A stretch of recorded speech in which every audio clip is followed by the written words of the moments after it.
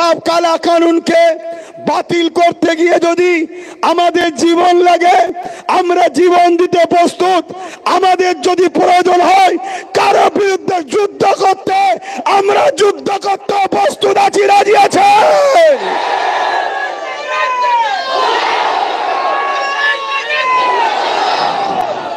আর একটা কথা বলি, হাত না বান, কেন এতটা অঙ্গীকারবদ্ধ হতে হবে?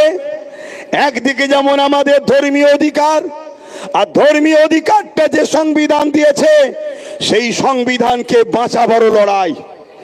কেন্দ্র সরকার সংবিধান বিরোধী আইন তৈরি করেছে, কেন্দ্র সরকার সংবিধানের বিরুদ্ধে, কেন্দ্র সরকার সংবিধানের শপথ নিয়ে সংবিধানের সঙ্গে ধোঁকাবাজি করছে।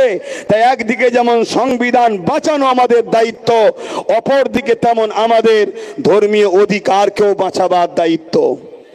এখানে আরো একটা কথা বলি, 132 জন হিন্দু এমপি, মন দিয়ে শোনেন, 132 জন হিন্দু, শিখ, আদিবাসী এমপি এই কালা কানুনের বিরুদ্ধে ভোট দিয়েছে।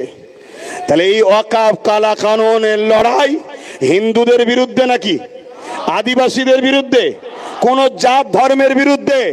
এই আইন যারা করেছে সংবিধানের দুশ্মন, তারা, তাদের বিরুদ্ধে দেশবাসীর লড়াই, ঠিক না বেঠিক?